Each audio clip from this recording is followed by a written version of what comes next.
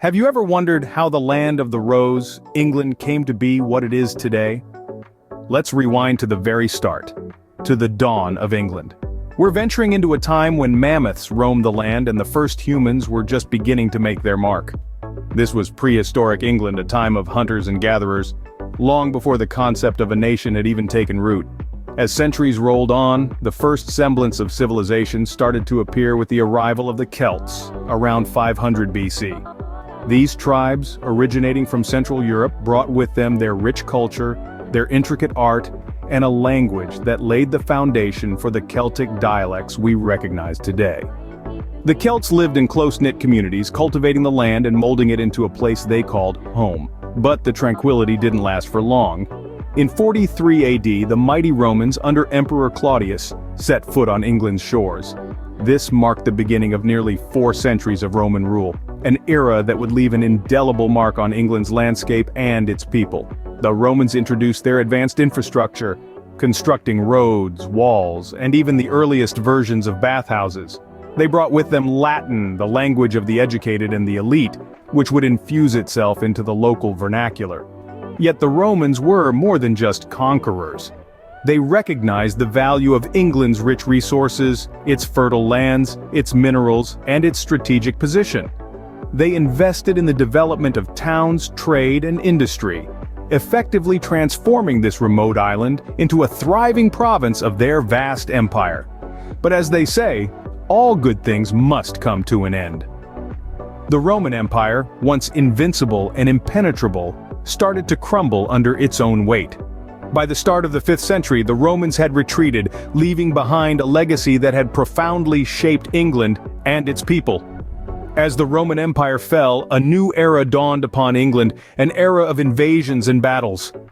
The fall of Rome set the stage for a tumultuous period in England's history, filled with invasions, battles, and cultural exchanges. With the Roman legions out of the picture, a power vacuum emerged, and England became a magnet for different groups seeking new lands and opportunities. Among the first to arrive were the Angles, Saxons, and Jutes. These Germanic tribes crossed the North Sea in the 5th century, leaving their mark on the land. They brought their own languages, which formed the basis of Old English, and established kingdoms that would become the bedrock of England. The Angles gave their name to England itself, the land of the Angles, and the Saxons to regions like Essex, Wessex, and Sussex, but the age of invaders was just beginning. By the end of the 8th century, a new threat had emerged from the icy lands of Scandinavia. The Vikings, fierce seafaring warriors, began a series of raids and settlements that would last for over 200 years. The Viking Age was a time of fear and conflict, but also of cultural mingling and exchange. The Vikings' influence can still be seen today in place names like those ending in by or Thorpe, and in words we use every day like knife, husband, and egg. The final wave of invaders came from across the English Channel. In 1066, William the Conqueror, Duke of Normandy, defeated King Harold at the Battle of Hastings. The Norman conquest was not just a change of rulers, but a profound transformation of English society. The Normans introduced French as the language of the court and administration, which greatly influenced the English language. They also brought a new system of governance and law that shaped the England we know today.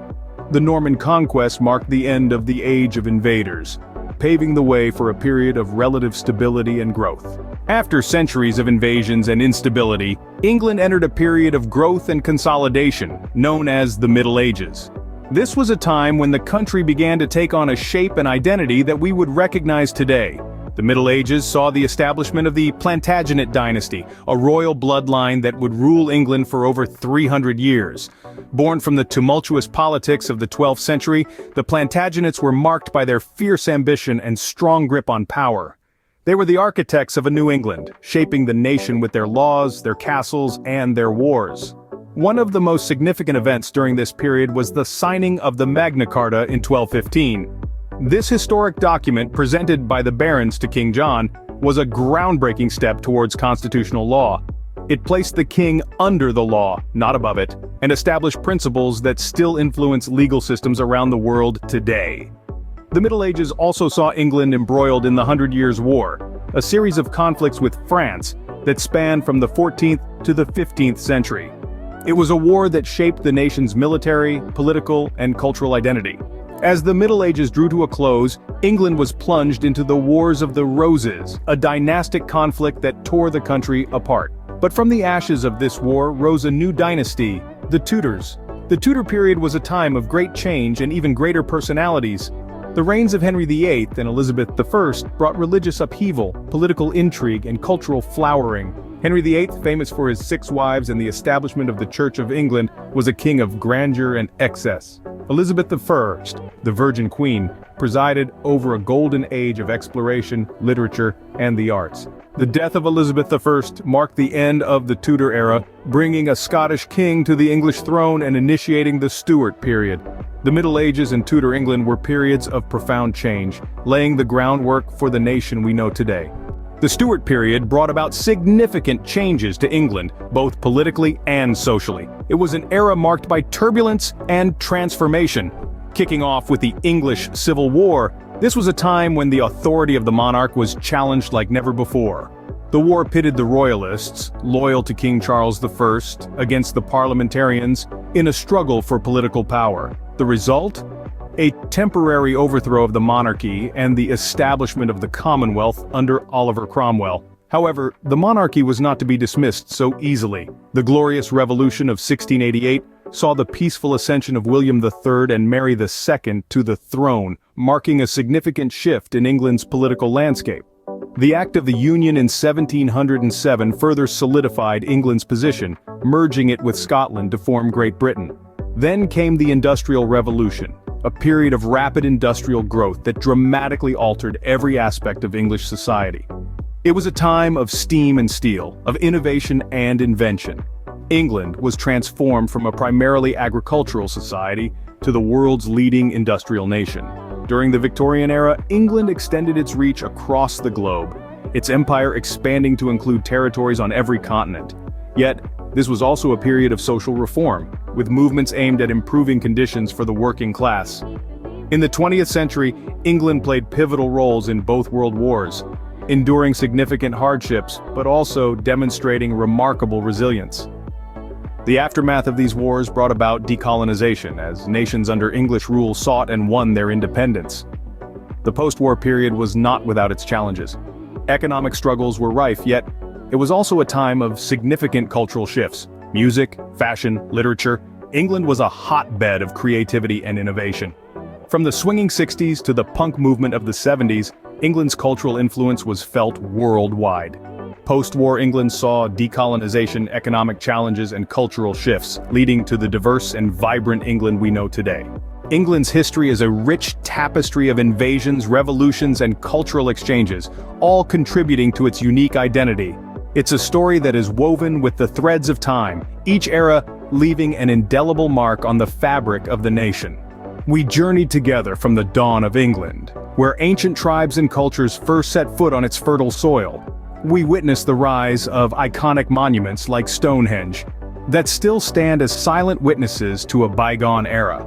From the Celts to the Romans, each wave of settlers brought with them their own unique culture, shaping the England we know today. We then stepped into the Age of Invaders, a tumultuous period marked by the arrival of the Vikings and Normans. Their legacy is not just found in the blood of the English people, but also in their language, laws, and customs. The Domesday Book, A Norman Innovation, remains a remarkable record of life in 11th century England. Our journey took us through the Middle Ages and Tudor England, an era of religious upheaval, political intrigue, and cultural flourishing.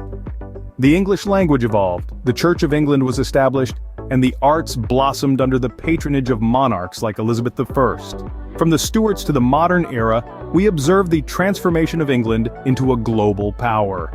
The Industrial Revolution redefined the nation's economy, while the democratic ideals of the Enlightenment shaped its political landscape. And so, here we stand, at the end of our journey, but not at the end of England's story. The echoes of the past reverberate in the present, influencing everything from England's architecture to its legal system, from its language to its cultural practices. And so we see that the history of England is not merely a series of events, but a living, breathing narrative that continues to shape the country and its people. The tapestry of England's history is ever growing, its vibrant threads weaving an ongoing story that is as dynamic and diverse as the people who call this remarkable nation home.